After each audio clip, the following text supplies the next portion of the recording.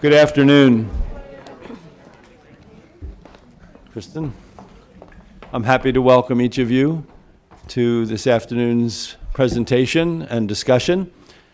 My name is John Merkel, and I have the pleasure of directing the J. Phillips Center for Interfaith Learning, and the honor and pleasure to welcome our distinguished guest speaker today, Professor Jeannine Hill Fletcher, whom I will introduce in just a moment. But I want to say something about, I want to situate the lecture that she's doing. Some of you know, those of you who attended one or both of the lectures in the first semester on the oneness of God and the diversity of religions, that this is a series that is extending over a few semesters.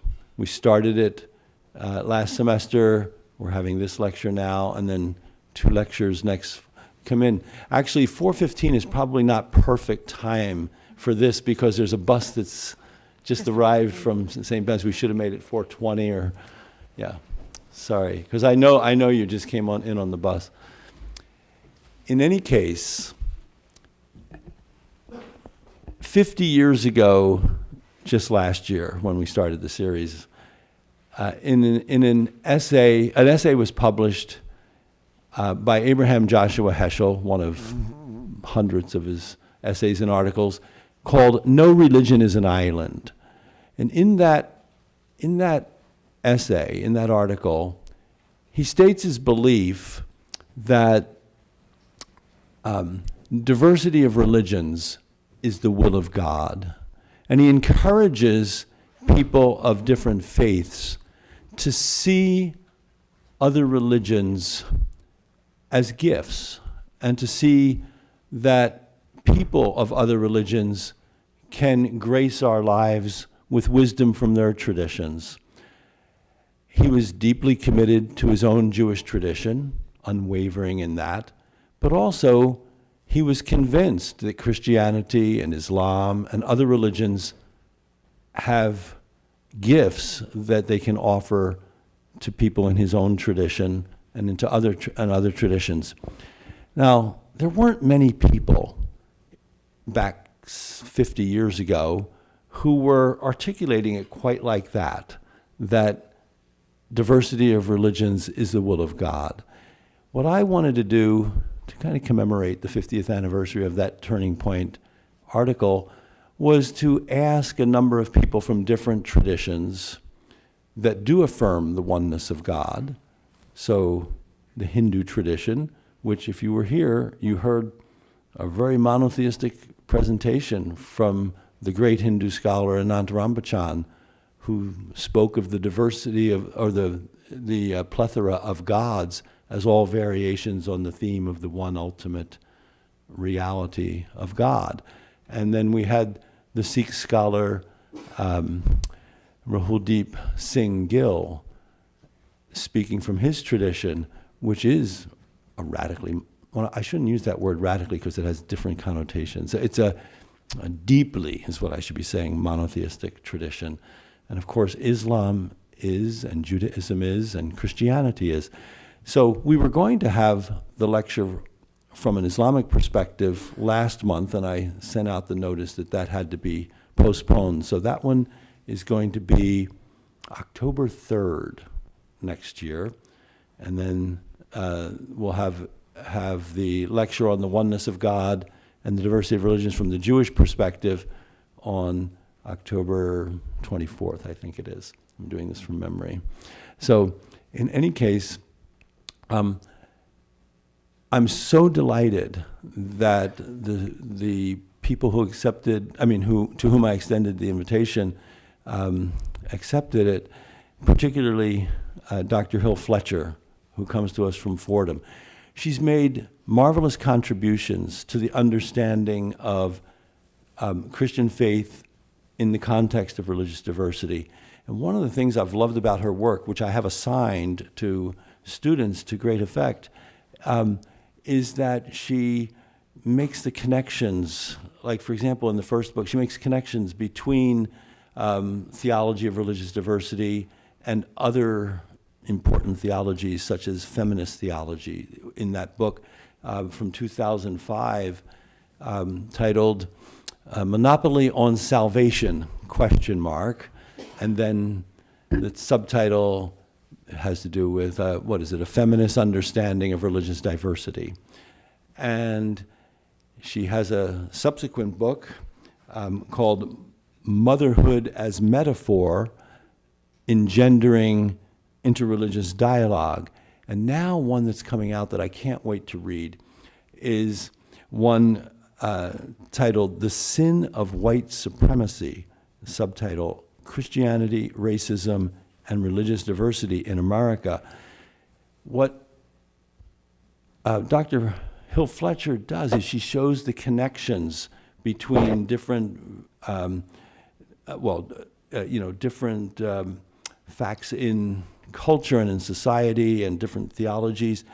And this next work, which won't be front and center in today's lecture, has to do with the connection between religious intolerance and racism. And so you get it in that title. But today's lecture, she gave it a new title, which is fine. The series is The Oneness of God and the Diversity of Religions, but there's a very important reason that she has named it God Has Spoken Through the Prophets, and she'll explain that. And what she's going to do in today's lecture is show how Christian Trinitarian, she's going to show why she believes that Christian Trinitarian faith can open out into an appreciation of other religions, which is what many Christians, they've thought just the opposite. But on the cutting edge that she is, she's showing how actually the Christian Trinitarian affirmation can open out into an appreciation of other religions. And she's going to then, by doing this, offer us a contemporary approach to Christian faith that affirms religious difference while also affirming the uniqueness of Jesus Christ. Please join me in giving a heartfelt welcome to Jeannine Hill Fletcher. Thank you.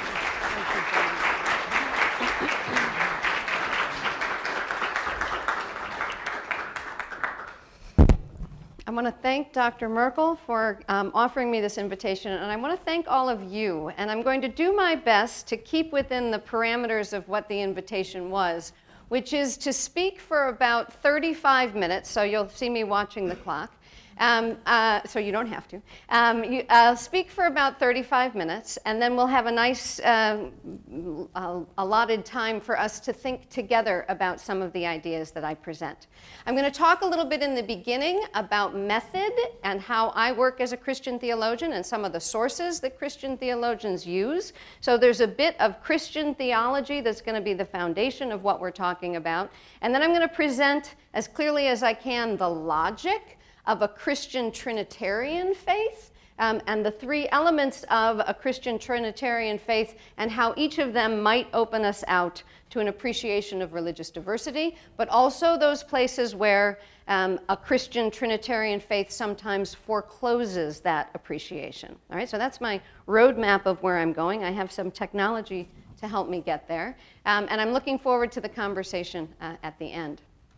I work as a Christian systematic theologian or a Christian constructive theologian, which means I've been trained to think about how Christian theological ideas fit together and help people make sense of the world, right? So it's a framework that people look through. But my method in my training has been primarily focused on how we interpret the world through texts, right? So what have been the Christian ideas, the Christian beliefs about people of other faiths and other faith traditions? So methodologically, I was trained to look at texts. But in the latest book, especially, the latest work that Dr. Merkel referred to, in that latest book, it occurred to me in a very profound way that we need to be recognizing two things. One, the way that all of those ideas that we inherit through texts came out of particular social, material, political locations, right? They didn't just emerge from out of nowhere. They emerge from the theological thinking of human beings embedded in very specific times and places. So that when I'm thinking about my own theological thinking, I'm also attentive to my location, our location, and also thinking about how those theological ideas impact the political, the material, the social, the religious worlds that we live in. Does that make sense? As a methodological commitment, I'm concerned about the way that our theological ideas impact the actual real world that we live in. And I'd be happy to come back around and talk a little bit more about the method in the new book, where I really have seen the dangerous ways that Christian theologies have connected with ideologies of white supremacy and created legal, social, religious realities that have been devastating on the ground. So that gives you a sense of the methodological orientation that I want us to think with today. So that in addition to the name of Jesus, that I try to think about that name and honoring that name in my theological thinking. I want this afternoon and in my current work to honor a few other names, or to see if my work can honor those names and those memories as well as the name of Jesus. And so the names that I'd like us to hold in our minds and in our hearts at this moment as we begin our theological thinking are these names: Srinivas, Paramajit, Satwant, Prakash, Sita, Ranjit, Suveg, Reza, Yusor, and Daya. You may know some of these names. The first name that I shared, that I am holding in my memory as I'm thinking about what it means to be a theologian of other faith traditions in a nation that has constructed a reality of white supremacy, and that has an intimate relationship with theology.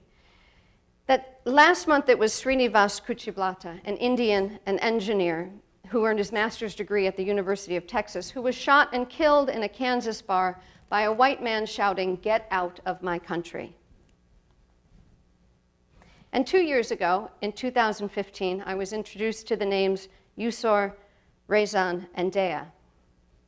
Young people who were killed by their white neighbor on a college or near a college campus. Young people who might have sat in my classrooms, but whose neighbor felt they were somehow threatening. The neighbor said it was over a parking dispute, but the father of the young women bring to us a different story. He brings to us their words, and they came to him and they had anxieties about this neighbor. They said, "Dad, this guy hates us for how we look, for who we are. How does my theology, is it possible that my theology could honor their names?" And 3 years prior to that, in 2012, the names that were introduced to me at that point: Paramajit Kaur, Satwant Singh Kaleka, Prakash Singh, Sita Singh, Ranjit Singh, and Suveg Singh. These were the members of a Sikh Gurdwara in Wisconsin, 4 Indian nationals and 2 Americans, who were killed by a white man who entered their holy space and murdered them. So as I do my theological thinking about the oneness of God, and I do it from out of a Christian heritage, I want to recognize that my words can either be cognizant of the reality of a white Christian nation that has had ideologies and practices that have fueled a way of thinking that has been death-dealing to people of color and my neighbors of other faiths. I can either take that seriously or I can ignore it. And if I ignore it, I allow that white supremacist status quo to be a reality. So the question that I have in my work, it comes out more in my more recent work, but I'd like to hold it as a question here, right? Do our ideas in theological production leave as they are a status quo that can be death-dealing to my neighbors of other faiths? Or can we think theologically in such a way that is life-giving, right? Not only for ourselves as Christians, but for our neighbors as well. So that's the challenge, I think. Being attentive to our social, political, material reality, right? And being as faithful as we think we can be to the heritage that we receive as Christians. right? And so in thinking about our own social, material, political, religious context, right, we might also think about the same ideas or the same contextual relationship between the theological ideas that we inherit and their social locations, their political, material, religious locations, right? And in thinking about what it is that we receive as sources for our theological thinking and asking the question, well, where did those ideas emerge from? That might give us some tools to work with as we're thinking about developing our own theological thinking. Right? So as I'm attentive to the question of how do we speak of the oneness of God and the diversity of religions in our moment, right, we can ask that question of every expression of the Christian faith tradition. How have people been trying to speak forth a vision, a confession of faith about God in light of their own particular material, social, religious contexts? Right? So if we go all the way back to the sources that Christian theologians work with, right? Christian theologians are working with ancient sources from the origins of the Christian tradition when they look to Scripture, right? Elements from the New Testament that really carry through 2,000 years of thinking about who Jesus was in his time and all the way through these various changing historical contexts, right? And the place that we have to start with thinking about the oneness of God in Christian perspective is to situate ourselves back in that religious context where the first confession of faith in Jesus comes out, right? Because as many of you will know and will be thinking with me on this, the very first Christians were, of course, Jews, right? So when they went to speak about the oneness of God, they did so from out of their Jewish monotheism. Right? But then they were challenged, these first Christians, because they had experienced something profound in the person of Jesus. So that the Christian monotheism attempts to hold together both the heritage of Jewish monotheism, right? Belief in the one creator God who's at work in the world, and say something about the profound experience of having encountered God in the person of Jesus. Right? So already you have this dual dimension to the Christian confession of monotheism, right, in the affirmation of Jewish monotheism and the presence of God in the person of Jesus. And we see this connection between Jesus, right, and what the early Christians affirmed about this person and his relationship to Judaism when we see that they have written into the story of Jesus, right, that affirmation that comes out of their own Jewish tradition. Right, so Jesus' teaching throughout the New Testament, right, is affirming what the Jews had affirmed about God and what the Jews had invited people to do. That is, love God with all your heart, mind, and soul, and your neighbor as yourself. So even in Jesus' own teaching, right, we see the affirmation that is central to the Jewish tradition, right, with love of God and love of neighbor. All right? So when we're thinking of speaking of the one God from out of the Christian tradition, we're thinking about the ways in which the earliest Christians held on to a Jewish monotheism and tried to say something new about Jesus. Yes, so far? Yes? Okay, good. All right, so we've got this sense of having been shaped by a Jewish religious outlook. And we may already know that. We may know that from our Theology 101. We may have a sense of who Jesus was in relation to the Jewish tradition. But a current generation of biblical scholars are asking us to think not only about the religious context that Jesus was a part of, but the political context that Jesus was a part of. Right? And so we need to situate ourselves historically back in the Roman Empire. And to see the confession of faith in Jesus not only as continuity with the religious tradition of Judaism, but as a figure who explicitly challenged the political status quo of the Roman Empire. Right? So that the confession of faith that these biblical scholars are trying to bring forth is to say, look, the earliest Christians were saying something about God, something about Jesus in relation to the God of Jewish monotheism, right? And something about Jesus in relation to what they saw as the dangerous reality of the political situation in the Roman Empire, right? Because the Roman Empire created the conditions of well-being for some, and excluded it for a lot of others, right? Dispossessed people of their land, people were poor, people were excluded, they were on the margins, right?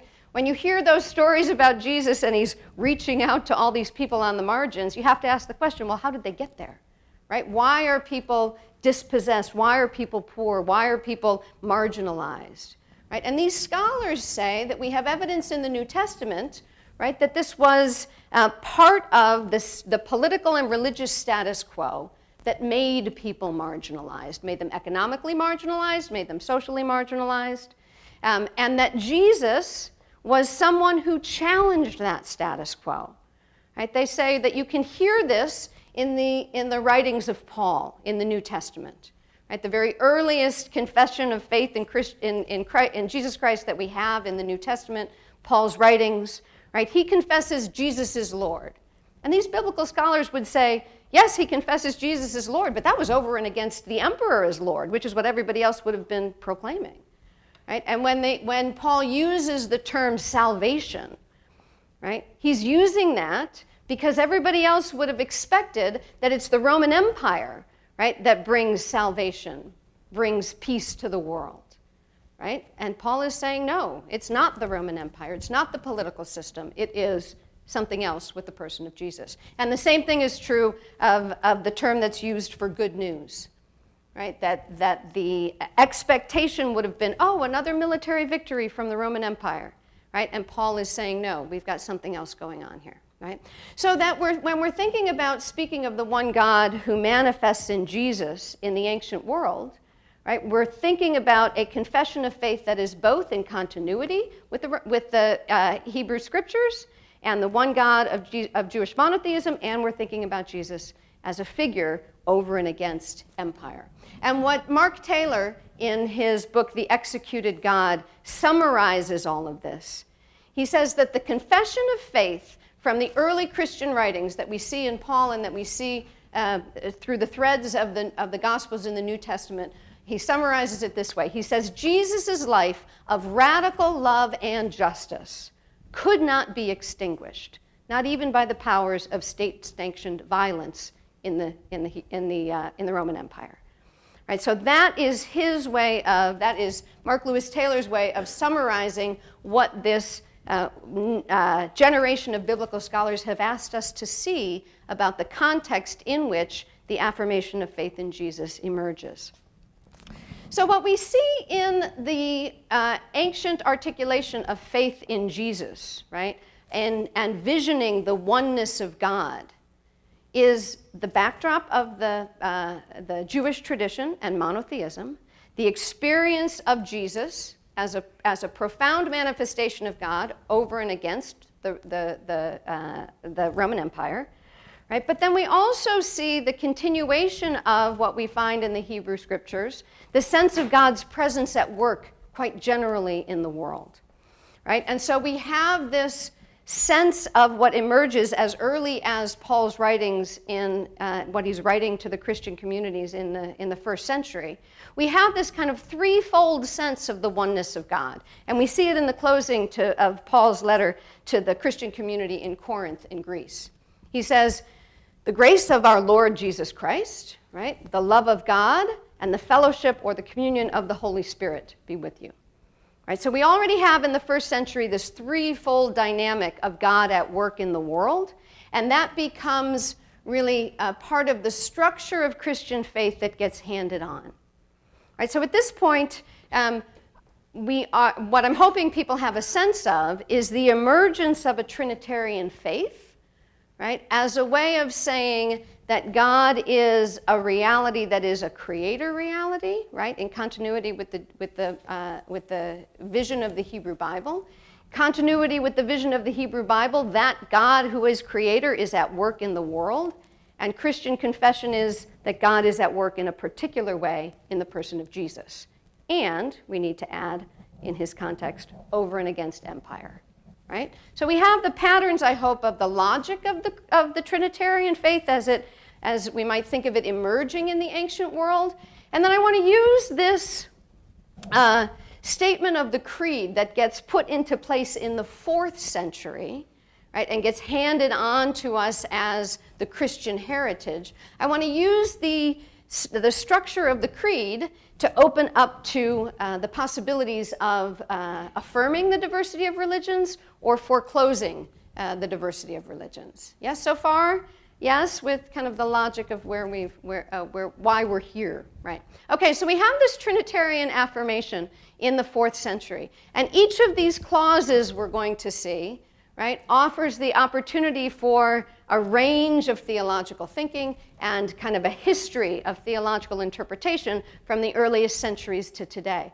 So I want to start with the first clause, because I see in this first clause a foundational location of theological thinking about the reality of God that runs all the way through Christian theological reflection from the earliest centuries to today.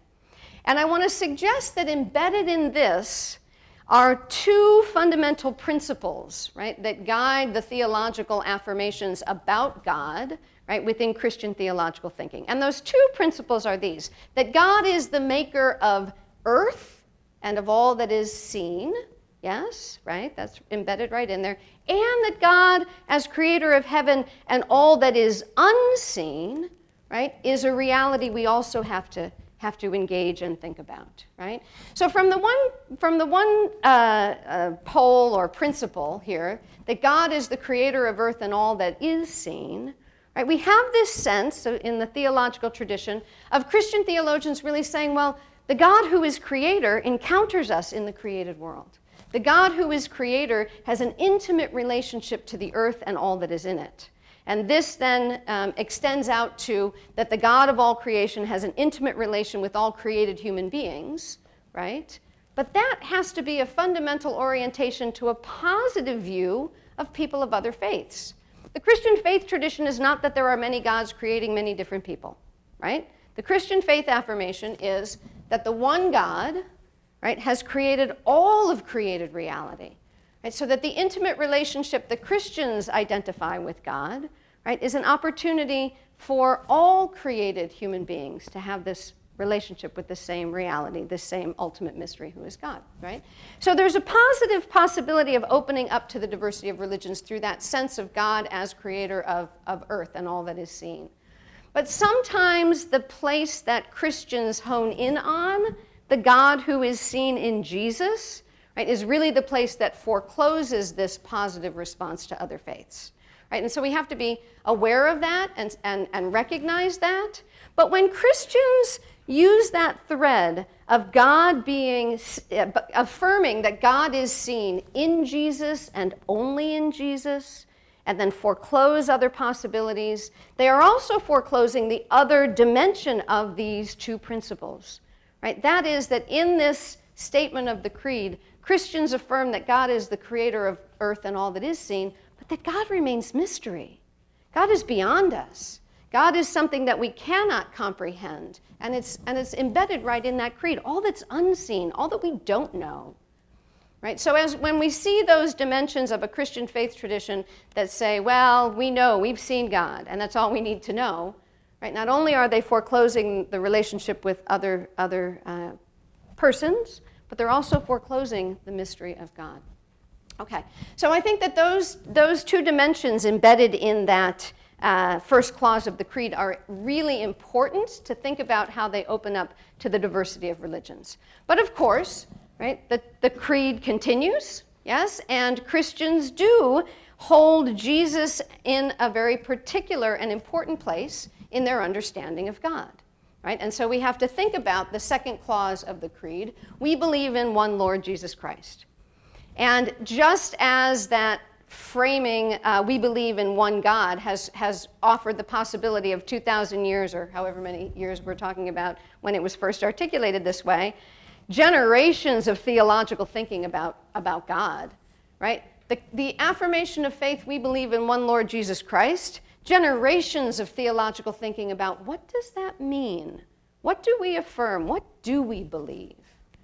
Right? And so I want to suggest two things at this point.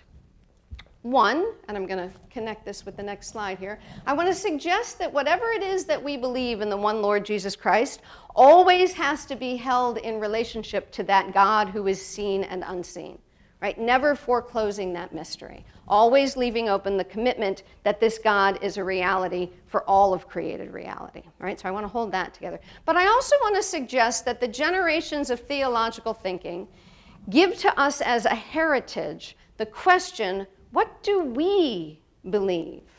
Right? How do we understand this relationship of Jesus to God in a way that makes sense in our moment? Right? And so I really think that part of what the theological project is to say, yes, I've inherited this relationship to God through Jesus, but I have to make sense of that, and we all have to make sense of that in every generation and in every new context.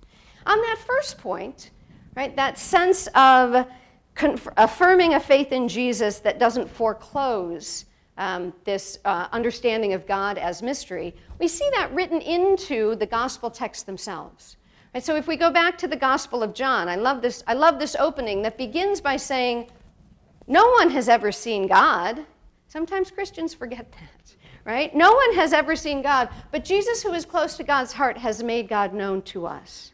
And I think that again just kind of reflects back that sense from the creed that we hold these things in tension. Christians affirm a deep sense of Jesus revealing God to us, right? But Christians also have confessed a faith in a God who is beyond us, who we can't comprehend. Okay, so we have this sense of needing to hold those things in tension. At the same time, that other point that I wanted us to think about with the confession of faith in Jesus, Christians do say something about Jesus, right? But in every generation, we have to ask ourselves the question, what does that faith mean to us today? Right? And what the project of the theologian is using those ancient sources, right, to say something to our present moment today.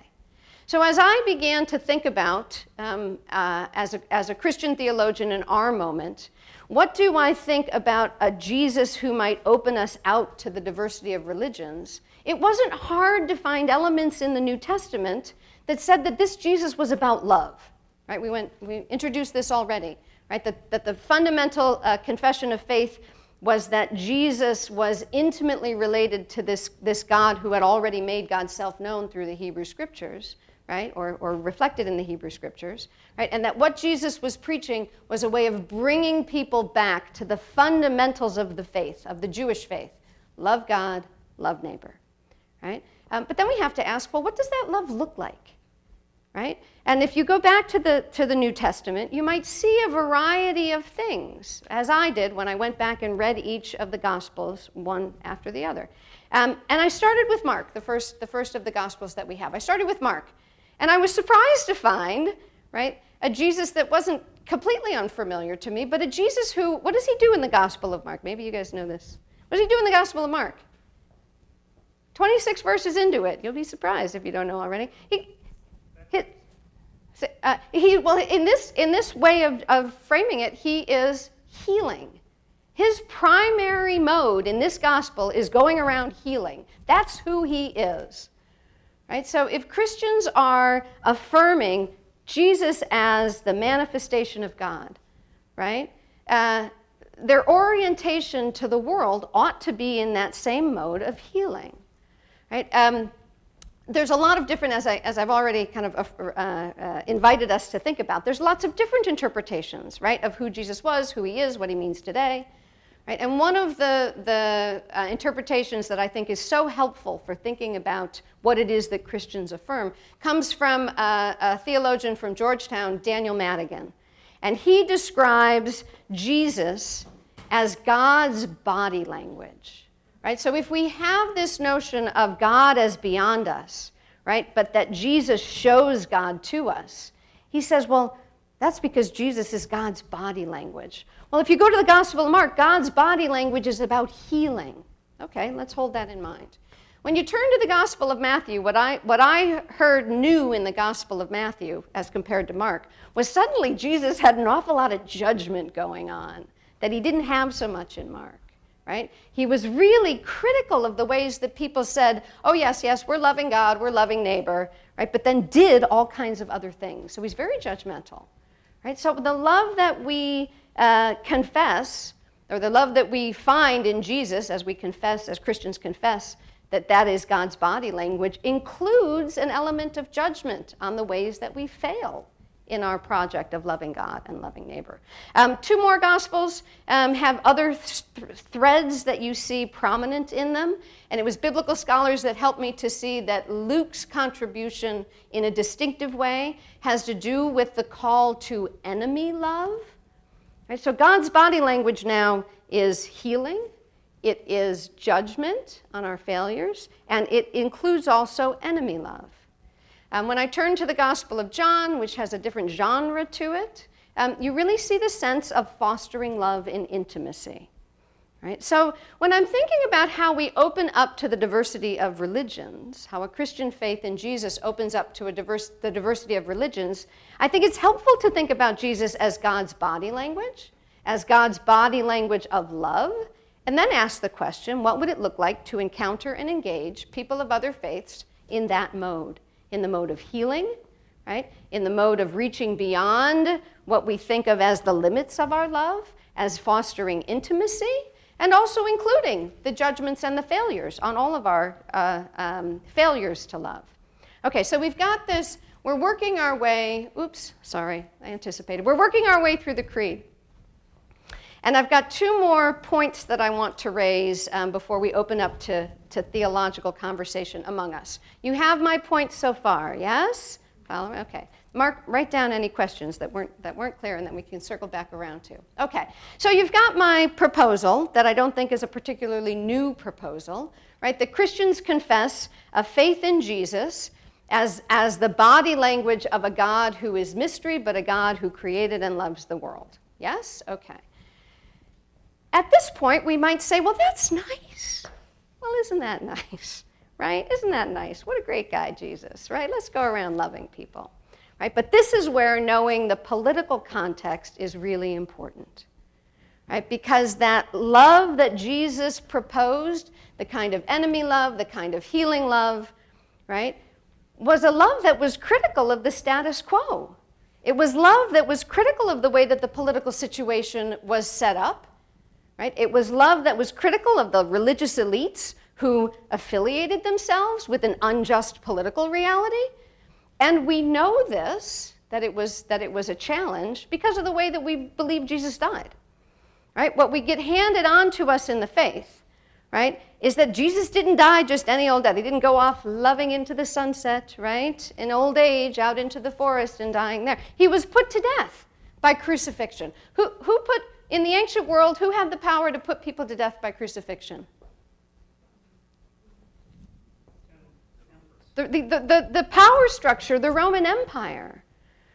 Right? So we know that Jesus' love was challenging to the status quo because people who had an interest in and power within that political status quo were the ones responsible for putting him to death. They found him challenging, right? They thought that he was a troublemaker, right, and going to disrupt the way that things were working out pretty nicely for them.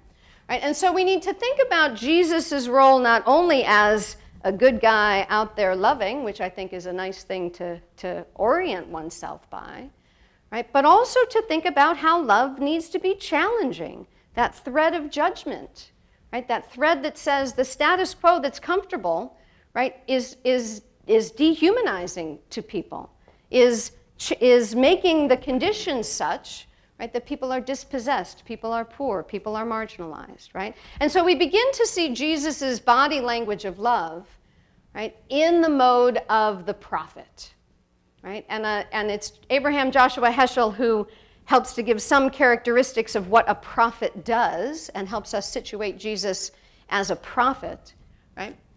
He says that he says that the prophets, and I'm saying that Jesus in the mode of the prophets, that prophets expose the scandalous pretension in which an unjust status quo is able to appear as reasonable. Right? That the systems of domination of the empire, the systems of domination within a political reality that serves some but not all, right, appears reasonable to those who benefit from it, right, and begins to appear reasonable to even those who don't benefit from it. Sandra Schneider says it a little bit differently, but in the same sort of a way of giving us a portrait of the prophet. The prophets try to pierce the numbness, the sense that things have to be the way they are, which oppressive regimes generate to legitimate the domination system, right? So that's similar to what Heschel was saying, right? That the prophet looks at the status quo and says, no, this is not the right way that things should be, right? People are losing their lives. People are dehumanized. People are out on the margins. The prophet says this is not the way, right, that things are to be. The status quo is not the way. But prophets also try to energize hope against the helpless despair of the people who have been lulled into thinking that the status quo cannot be changed. Right? So Jesus his love is a followable practice, but his love is also prophetic. It challenges the status quo, right? And we know that it challenged the status quo in his own context, and we can put him in the mode of the prophet. Followed me so far, right? Followed me to Jesus in the mode of the prophets. Now I want to go back to the statement of faith from the Nicene Creed, right? So I've been Christian my whole life. I've said this creed every Sunday for the last almost 50 years, right? But at John's invitation, I go back to the creed with a new set of questions, and I suddenly see, well, it's there the whole time.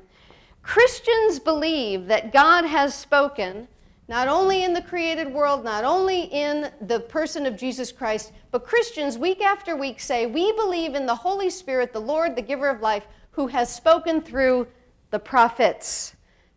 It does not say we believe in the God who has spoken through the one prophet, Jesus. It says, week after week, year after year, for centuries now, it has said God has spoken through the prophets, right? And Jacques Dupuy, in his theology of religious diversity, he follows a similar trajectory to say, what is God's relationship to the people of Israel, and how does that relate to God's relationship to Christianity and to people of other faiths? And one of the points, small points that he raises, is that the prophets in the Hebrew Bible, right, the prophecy, so of course Christians, when they affirm that God has spoken through the prophets, right, they may be connecting that with the prophets of the Hebrew Bible and writing forward that continuity.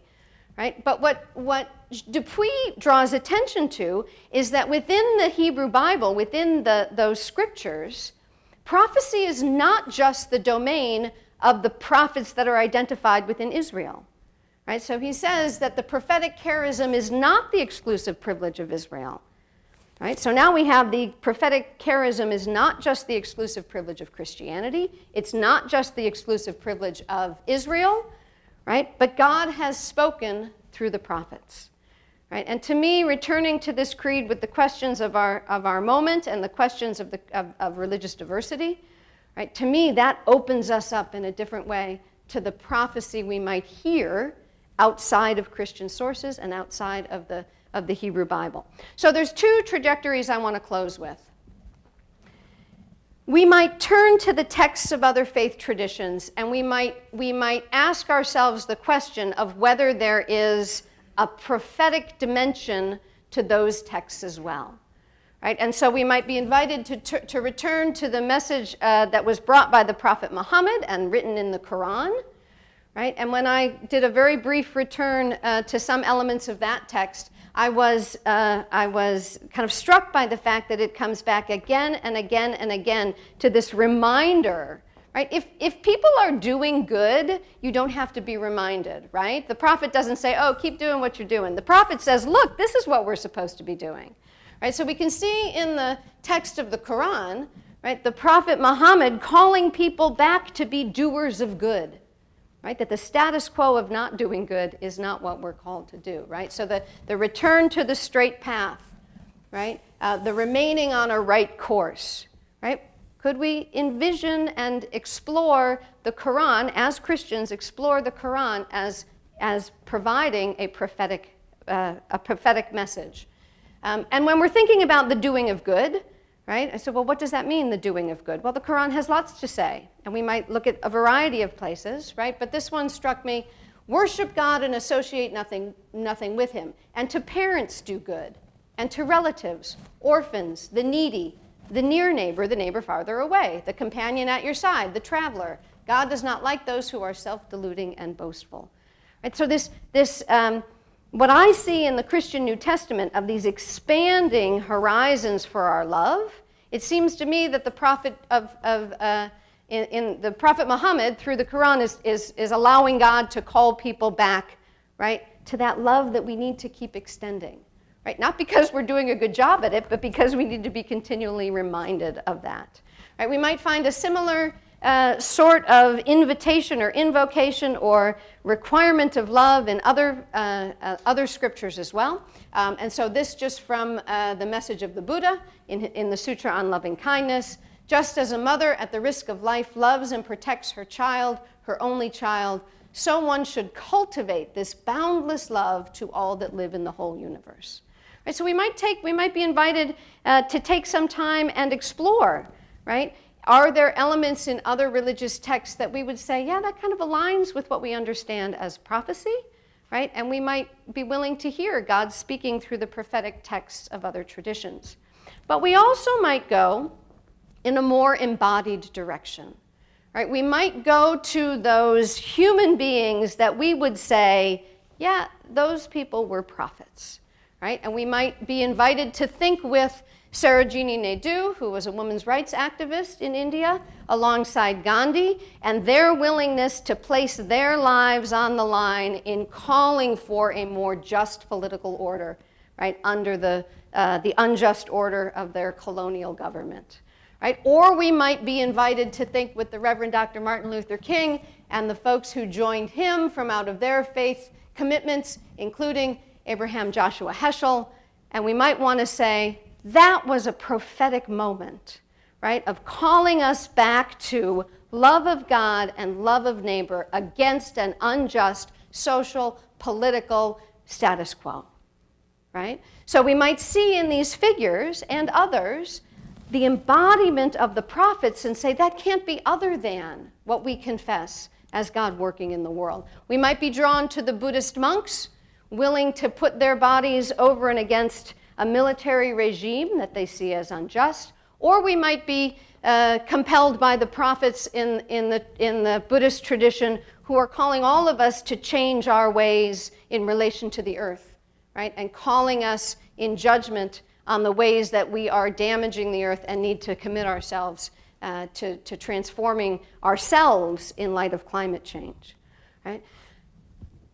Abraham Joshua Heschel, in that essay that Dr. Merkel referenced, right, he also was concerned about the prophetic movements among us. And he said two really compelling things that I think are relevant at our moment. He said, we stand on the abyss together. Right? The problems that we are facing are not problems that one person or one tradition can respond to. Right? We stand on this abyss together, and we need to choose at this moment either between interfaith, where we work together, or internihilism, where we all just give up. So I think that this is a transition then to think not only with the prophets of the Hebrew Bible, the prophets of our recent past, but are there prophets speaking in our moment? Is God continuing to speak through the prophets with the young people in the Black Lives Matter movement, calling us back to love of God and love of neighbor and the dignity of each and every human being over and against an unjust political and social and sometimes religious status quo? Is God speaking through the prophets of our water keepers, our Native American brothers and sisters, who are calling us back to a deep connection to God through the earth, right? Over and against corporate policies, the ways that we consume and rely on fuel to prop up our lives, right, at the detriment of the earth. Is this a prophetic call? And is it coming from a tradition that's not Christian? Do we hear God speaking through the prophets in the interfaith movement of leaders from across faith traditions who are willing to stand in the halls of political power and stand up over and against the appointment of key positions that they believe are dehumanizing, are they prophets? Right? And I introduced this question of, is God continuing to speak through the prophets in our moment? Because I believe that I've met one, and I hope that you have met some of these prophets as well. But a month or so ago, Imam Khalid Latif joined people together across interfaith commitments. Interfaith, no particular faith, but said we need to work together across our lines of difference in responding to what has become a status quo of anti-immigrant and a status quo of anti-Muslim. Right? And what he did was he called us together, and in prayer he asked us whether or not we could recommit ourselves to be vehicles for God's righteousness. Right? God's love of humanity and our love of one another. Right? And in doing so, he called us to a prophetic moment across religious lines. Right? The prophetic moment that requires courage to love in the world as our world needs it. So I just want to bring us all the way back around to ask the question of whether there are prophets in our time who might help us to challenge the status quo that has been death-dealing for people of other faiths in this country, for people of color in this country. Right? And so I'm going to leave that as an open-ended question. I love to go back to the text of the New Testament and to hear it in new ways. But the vision of Jesus as the one who came that they may have life and have it abundantly, right? If Christians confess that, right? If that's the way that they are opening out to the world and to people of other faiths, right? Then they need to have the prophetic courage, right? To pursue that vision so that all might have life and have it abundantly. So that's mine for now, and I'm looking forward to conversation.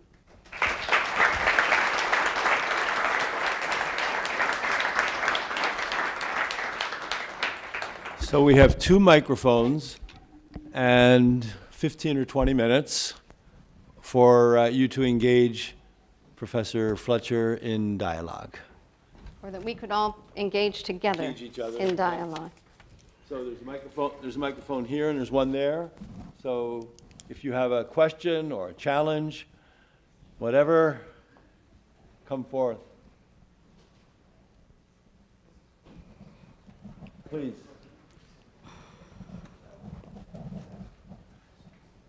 Hi, my name is Ishmael, and my question for you is, what made you get into this line of work? Because you seem really passionate about it. So that's my question. That's a great question. Yeah, that's a really great question. I think that I saw in my own tradition the repeated pattern of claiming Christian supremacy.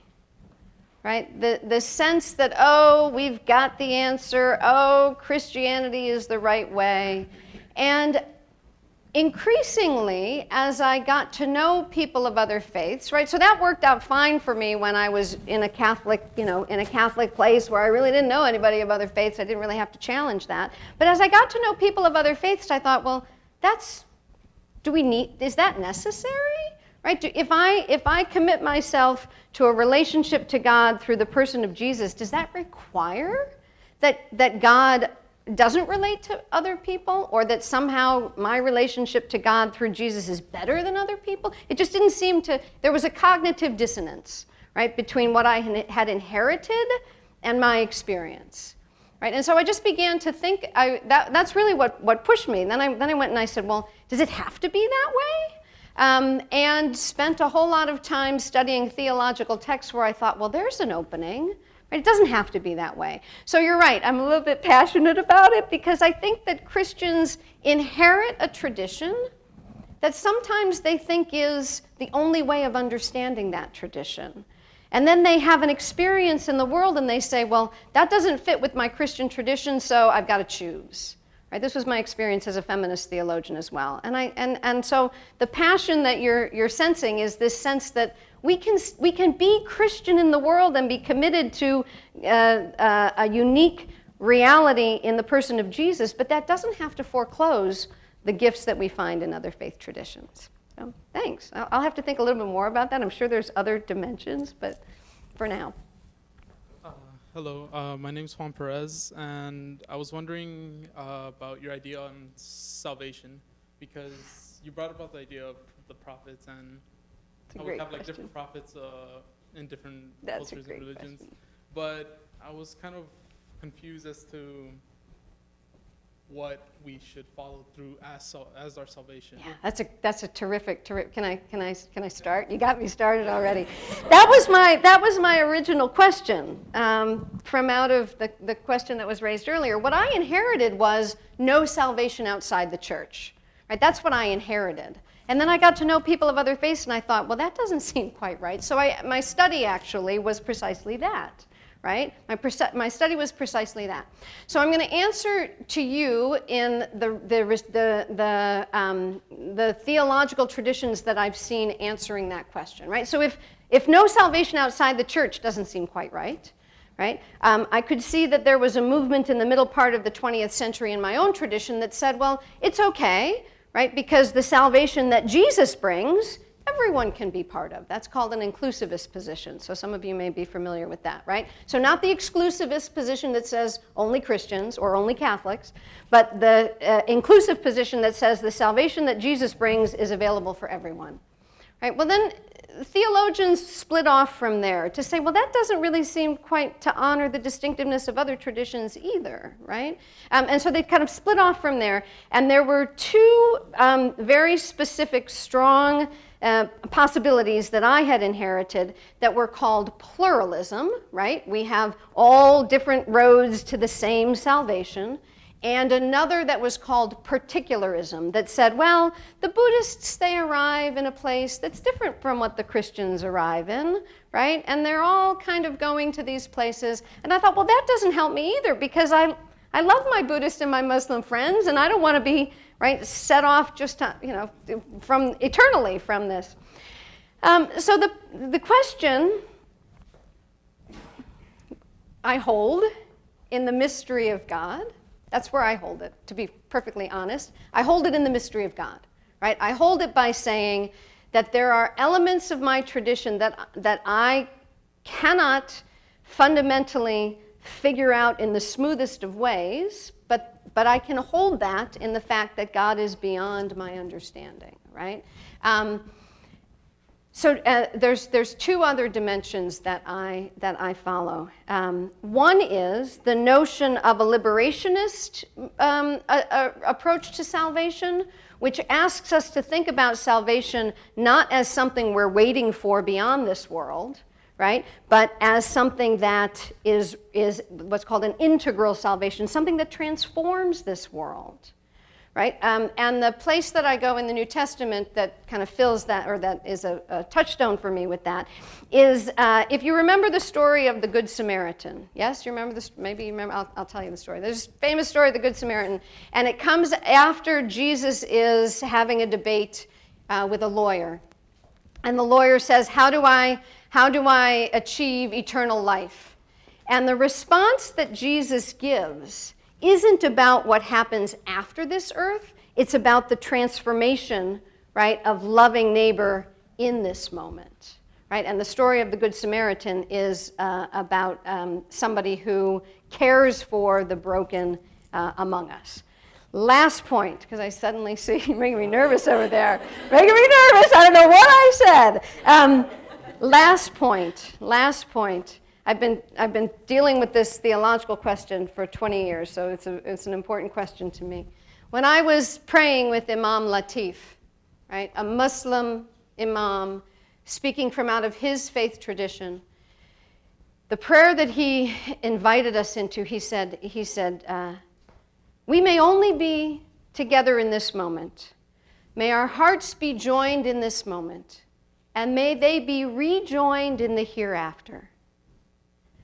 My Muslim brother was praying for me to join him in the hereafter. And to me, it flipped the question around, right? I always was thinking, oh, come on over to Christian salvation here, right? And it flipped the question around for me. And it rooted it in the moment, and it made me think, wow, what if I do arrive at Imam Latif's salvific vision, right? What would that, how does that change how I think about my faith now? Okay, now we got lots of questions, making me nervous. I don't know who is next. I'll try and keep them short, too. You're asking theological questions that just, yes.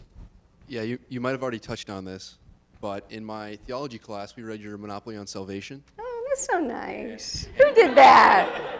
In it says, in the theological constructions of exclusivism, inclusivism, and pluralism, the other is not allowed to be distinctive. That's right. And that the exclusivist stance is problematic in its outright rejection of other religions based on their difference.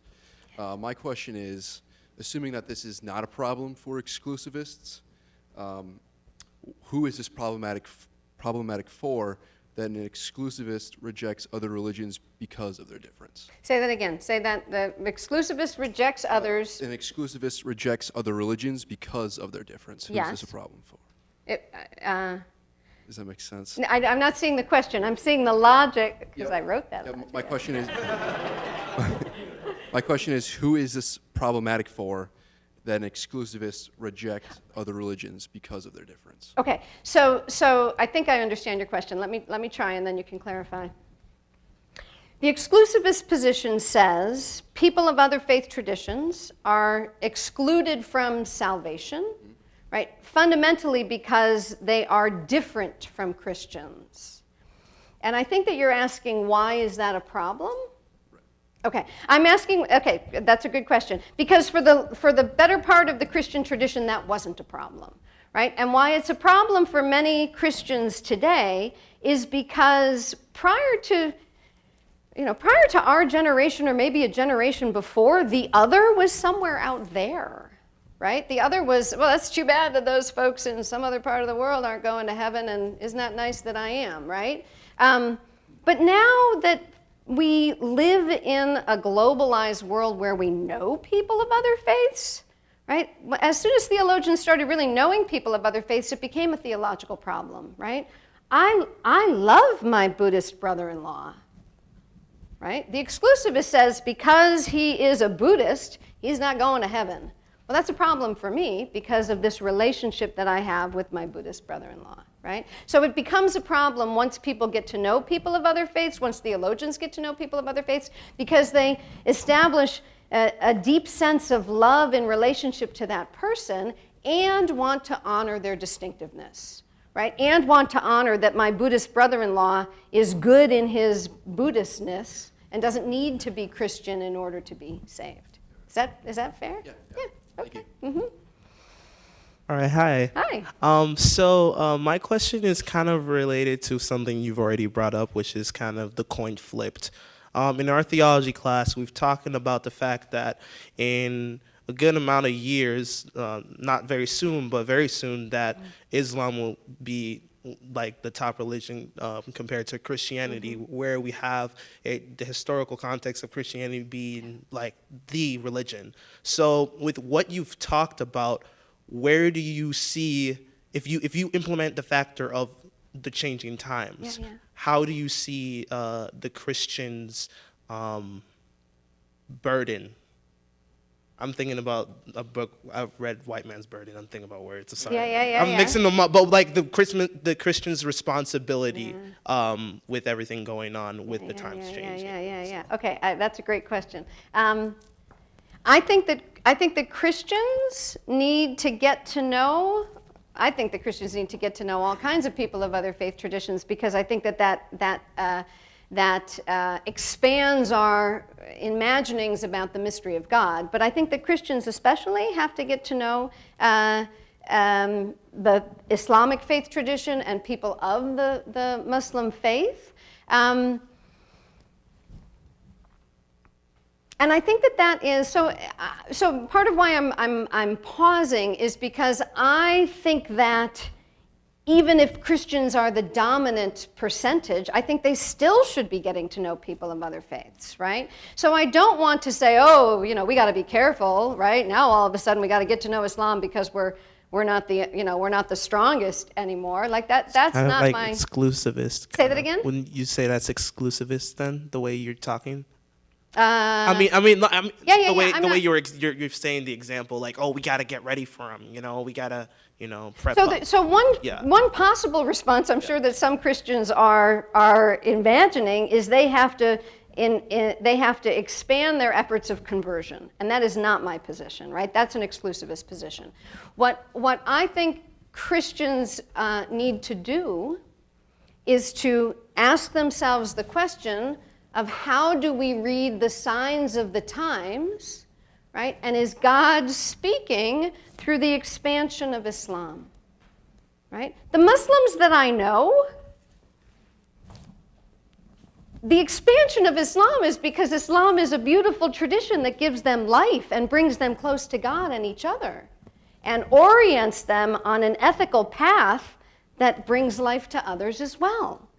Right? So can we shift? Can Christians actually trust the mystery of God to say, how is this a gift? How is it a gift that Islam is brought?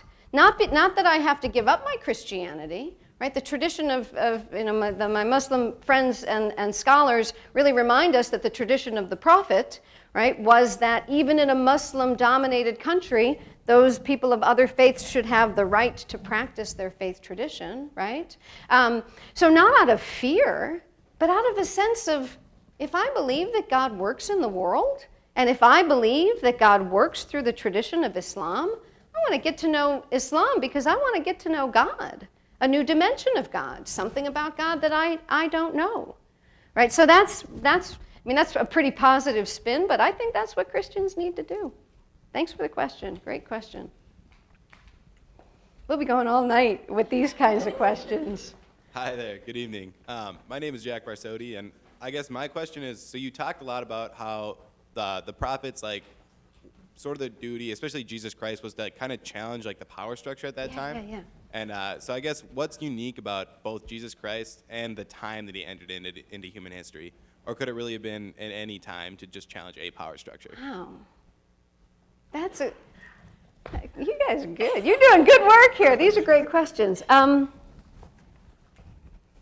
That is a tremendously great question from so many different angles.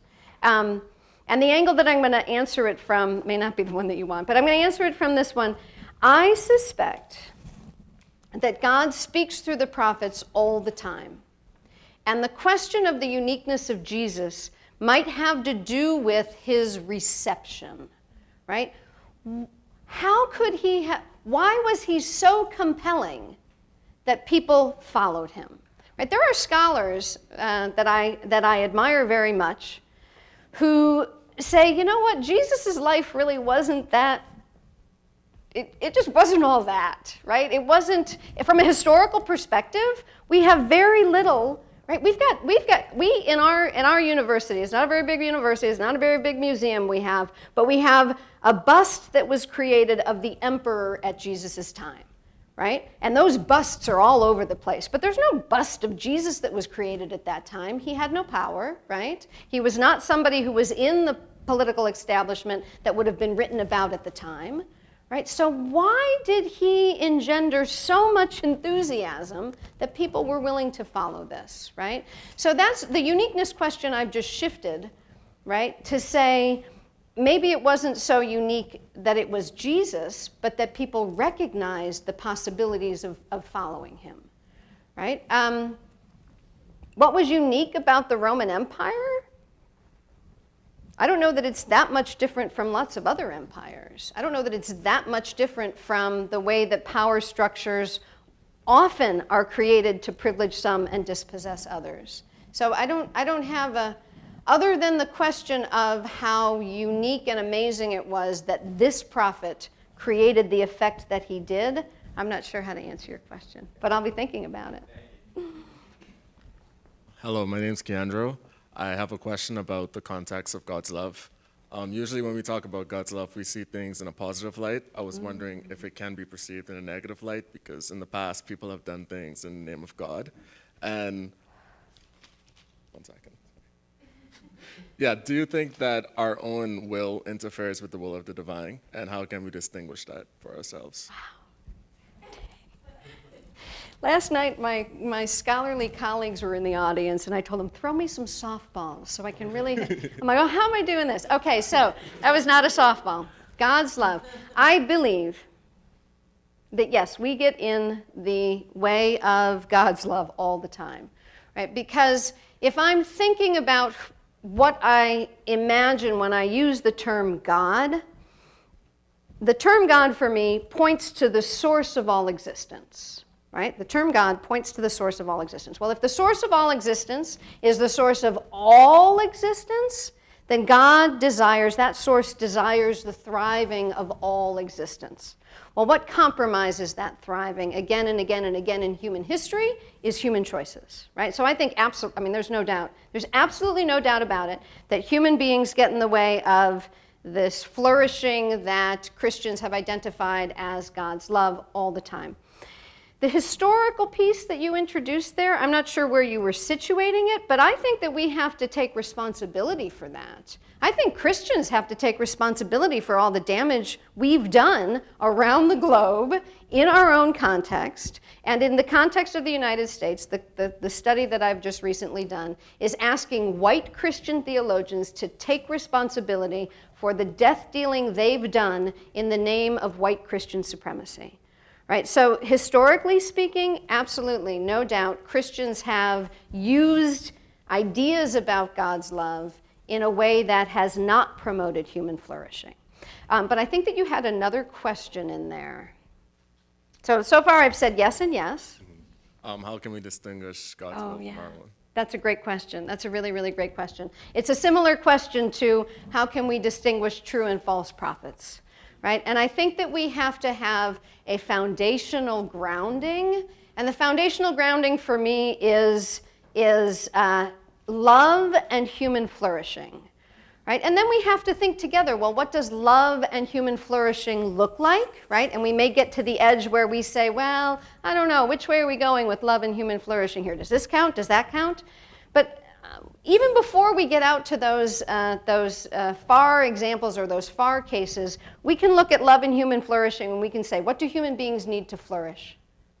I don't have it in this PowerPoint, but and our wisdom traditions give us a vision of that, right? And the bishops at Vatican II said, okay, we want human flourishing. You want to know what it looks like? It looks like a right to food, clothing, shelter.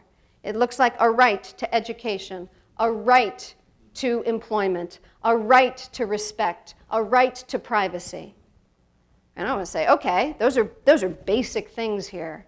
And if we are offering that as human flourishing, then we're failing all the time. And that's where we can it's not so much distinguishing God's love from our love, so much as asking ourselves the question, how do we align our desires and our love, right, with the vision of God's love that Christians have seen in the person of Jesus? And I think that's a much easier place to call out judgment and say, human flourishing, right? Food, water, shelter, a right to education, right? The kinds of things that Jesus preached about, how are we doing? And then we answer your question pretty clearly. So, thank you. All right. I don't have the heart to stop this because you're already standing up. If anybody has to leave, they may, but if you're willing to keep Yeah. I'll do my best to keep them. This is the problem with theologians. students, and this is why we're here. Thank you so much for coming, those of you who have class or other things to do. Thank you. Maybe a few more questions for those of us who are... Go ahead. Okay, so then my question is, you kind of mentioned this before with like poking holes in like the etymology of words used, but do you think Christianity is inherently an exclusivist position, or is it adapted that way because of the geopolitical condition? That's a very, very good question. It may be that's a very good question. We could do a study of the biblical texts, and we could see some strands in the biblical text that push against exclusivism, right? Jesus himself has stories about, so my favorite story of the Good Samaritan. The Samaritan was somebody outside his own culture and religious grouping, right, from a Jewish perspective. So we can see traces in Jesus's, the teachings that that the earliest Christians remembered about Jesus, that would be non-exclusivist, right? But we also have very early texts like the Gospel of John that does have exclusivist framing, right? And I think that the strategy that I have found helpful is to say, okay, what was happening in those, what was happening in those contexts that gave rise to exclusivist ways of thinking, and which elements of the tradition do we want to write forward as our heritage, right? Does that make sense? So I think that yes and no, right? In the fundamental text, there are exclusivist Christian positions. In the fundamental text, there are non-exclusivist positions. There's no singular Christian position, and there never has been. And the biblical scholars will say that as well, right? The ancient Christianity had a whole lot of diversity, and the folks who decided which of the texts would be passed on in the New Testament didn't erase that diversity. So we have conflicting ideas even within the text. And so, We get to choose. say that again? We get to choose, just like the deciders of the canon got to choose. Right, that we have to decide which of those we're going to write forward. But a great question. So it's all up for interpretation, you're saying? It is interpretation rooted in the complexity of what's already there, right? That I'm not going to uninterpret the statements in the Gospel of John that appear to be exclusivist, right? I'm not going to say, oh no, that's not what it means. I'm going to try to say, well, in that context, this is why they articulated it that way. But look, in this other context, early Christians articulated it this other way. Does that make sense? So it's not attempting to erase the complexity by just saying, well, I'm going to interpret it any old way I want. It's trying to engage that with the multiplicity of options. Yeah, thank you. Hey there, my name's Rory, and first of all, I want to say thank you for coming and spending your time with us at St. John's This is today. fun. And so my question is more about taking the feminist approach. Were there any big challenges or anything like that through your theological studies that you had to overcome? Wow, that's a great question. But the honest answer, and maybe some other feminist theologians of my generation would respond to this.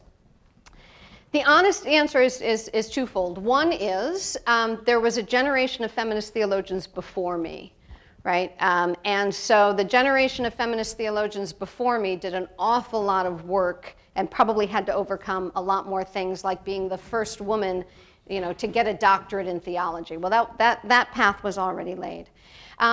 Challenges professionally, right? Who counts as a theological voice?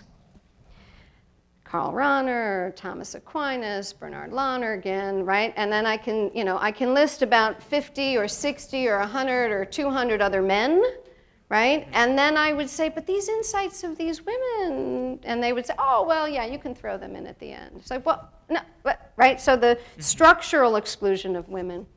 And then I haven't overcome this hurdle yet, but it's why I keep working as a feminist theologian. Dr. Taylor and I worked on a volume together, and this challenge continues to be a part of it, and she'll know. The challenge of continuing to work as a feminist theologian 40, 50 years after, so my whole lifetime, the feminist theology really kind of emerged in the 70s, so I was born in the 70s, and my whole lifetime was a feminist, a feminist way of being Christian is possible. But I still sit in a patriarchal church. And the pastor, I realized I'm being taped. And the places in which I worship, right? My voice, not that my voice needs to be heard, but women's voices aren't heard from the pulpit. And not only that, but I have been in quite a few Catholic churches in my recent lifetime where the message that's promoted is misogynist. So I haven't overcome that struggle. It's a struggle that I continue to wrestle with. And it's the struggle of, do I stay or do I go, right? Do I stay and try to transform the community that is my heritage, or do I leave because I cannot take it anymore? And so I've chosen to stay for this stretch. And yeah, thank you for the question. I appreciate it. Hi. Hi. I'm sorry in the get-go if I don't make sense. Since there are myriads of theological views, from liberation theology, the feminists and the inclusivist, exclusivist, that proceed in implementing a certain kind of proper interreligious dialogue. But have you ever thought or believed in some point of your life that going about communication in a prioritized theological standpoint have been detrimental to the overall goal of loving one another or being in a wholesome community? I think I understand your question. Is sometimes the going about interreligious dialogue through the formal theological approach, is that detrimental to interfaith work? Is that what you're asking, or did I miss a little bit? Interfaith work and also just being a neighbor or respecting So, one another. my response is twofold. One is that if I want to call it the formal theological approach or sometimes a doctrinal approach, I have seen too many encounters with people of other faiths that Christian theologians lead with what they're certain of, right? And then it just breaks down. It just forecloses listening to the other, right? So sometimes the Christian theological approach kind of says, well, here's my answer. Now tell me your answer, right? Rather than leaving a little bit more space. Were you here? I'm sorry. I hope you don't mind that I just keep. Were you here? Was anyone here when Anant Rambachan gave his talk last? Okay. So I was part of a fairly not public, but scholarly dialogue, right? And it was a Christian perspective on how Catholicism had a new opening to the Jews, right? And so here's all the doctrinal, theological points. And the Jewish respondent, had all of the theological points, and they were kind of going back and forth. And Anant, from the other side of the room, raises his hand and he says, surely God's not waiting for you to decide this among yourselves. Right? This sense that leading with, and Anant, so you know how charming he does that. So this sense of leading with the theological can sometimes lead us to this impasse or these impasses, or the sense that we have it right. The other place that I have would answer your question, if I believe that the God who created all of reality has an intimate relationship with all human beings, why do I think that theologians have the final word on that, right? So some of my second book attempted to say, what do average, everyday people think about God? What are they thinking from out of their faith tradition? So sometimes I can come in as a scholar, and it's like, I don't want to say anything because I don't know what I'm talking about. I'm like, do any of us, right? So we do the best we can with our understandings of God. So sometimes the scholarly theological approach gets privileged, and it erases the many ways that God might encounter people. Great question. I'm sorry my answers are so long. These are great questions. Hi. My name is Nicole, and again, also thank you for answering our questions.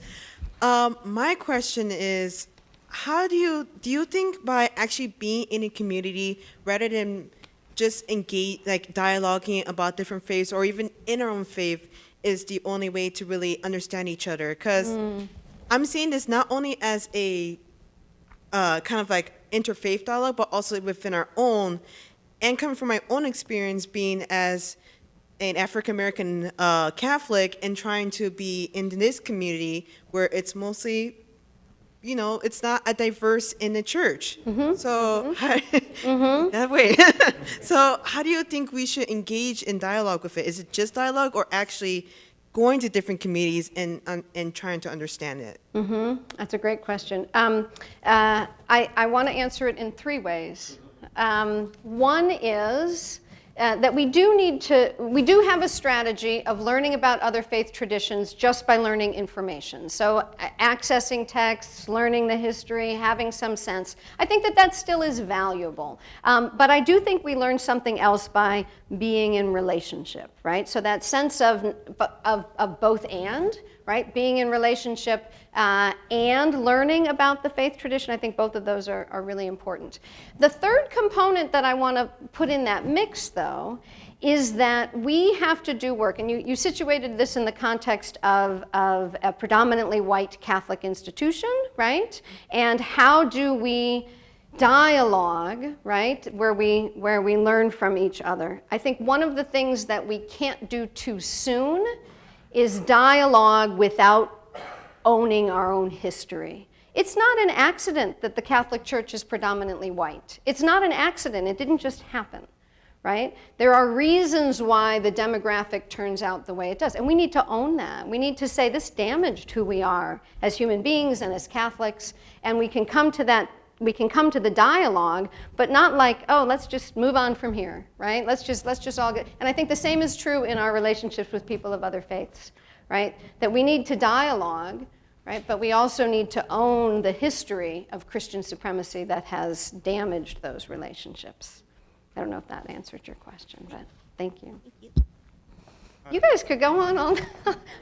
Here we go. Hey, thanks. My name is Ray Bell. My question is, I like how you ended with the prophets and kind of showing us that they can kind of be hidden in plain sight now, because we're so used to thinking of the standard, Jesus Christ and other religions as well. But what defines a prophet in your eyes? What defines a prophet? Us as a community, the church, or is it predefined? The higher being decides who is the prophet. And if no one's there to listen, or no one listens with the kind of pure heart, does it really exist? Does prophecy really exist? Is that yeah. That's a great question for the prophets of the Hebrew Bible. That's a great question for the Prophet Muhammad. I think that's a great question overall. And what our scholars have given us is a sense of a definition of prophecy that sees reality clearly and pierces the numbness of what I would have to say here is an unjust status quo. I revised this sentence a few times, right? But both Sandra Schneider's, a scholar named Brad Hinsey, Abraham Heschel, kind of says, well, what is it that, how do we know a prophet when we see him or her? And the form that they give is of calling people to task and piercing the numbness of an unjust status quo, right? So the prophet is the one who sees the injustice in the world and who names it, right? And then who calls people to action to transform that unjust status quo. Okay, so we do have some criteria for the prophet, but this brings us back to the question that we have to add some more, if it's just the status quo, who decides whether it's an unjust status quo, right? But then we go back to that question that we had a little earlier about the characteristics of what it means to see human flourishing, the characteristics of what it means to see God's love at work in the world. And the question about if the prophet isn't heard, is he or she still a prophet? I think we'd have to look at the prophets of the Hebrew Bible as models. I suspect that there are prophets in the Hebrew Bible that did have prophecy and the people didn't listen. I think in Islamic traditions there are prophets that will have no followers at all. But they would still be identified as prophets. Yeah. Well, so we would look at the different traditions and we would say, well, the prophecy is the word that's spoken or the action that helps us to pierce the status quo, that's an unjust status quo, whether or not people are willing to follow. It's a great question. Thanks for adding that. Okay. Hi. My question has to go back to the idea of salvation. Yeah. So would you consider people of different faiths to be like sort of anonymous Christians where their faith will save them or give them salvation, or you think that they have their own interpretations of salvation? Yeah, that's really the fundamental theological question. What do I think? I really think that salvation that Jesus envisioned and that I as a Christian am orienting myself toward links us back with God as creator who desires the well-being of the fullness of creation, right? And that well-being in the created world we anticipate extends beyond this world. And if I can see in the course of history and in the created world, people of diverse faiths participating in the goodness of what I call God's creation, even if they are participating in this and are encouraging human thriving from out of a different framework, then I am going to say that I suspect that that is part of the same project of salvation. The challenge comes, right, with that anonymous Christians. Well, does that make them anonymous Christians, right? Or does that make them anonymous theists, right? That even people who don't believe in God, I'm suddenly having them in my salvation. And I think that for me, it comes back to the fundamental foundation of a trust in the goodness of God and creation in this world and whatever is to come, and a posture of humility and mystery. Right? I can't imagine if I hold the faith position that the God who I imagine with that word God is the creator of all created reality, and that God desires the thriving of created reality. I can't imagine that because they do this thriving from out of a different faith perspective, that God would say, oh, nice try, nice try, but I didn't really mean you. I really meant this other way of human flourishing, right? So I think it's just it's a fundamental theological posture about God, and that the God who I witness in the person of Jesus seems to promote human flourishing in a way that is not exclusive to his own Jewish faith. Does that answer my, yeah. Thank you. Ta-da, last question, we've made it. Okay, so my question was kind of related, you talked about people believing in like a creator God who makes everything, and how that can kind of connect to other faiths. But how would you kind of connect that to other faiths who don't necessarily believe in God? Yeah, like see, we almost didn't go there.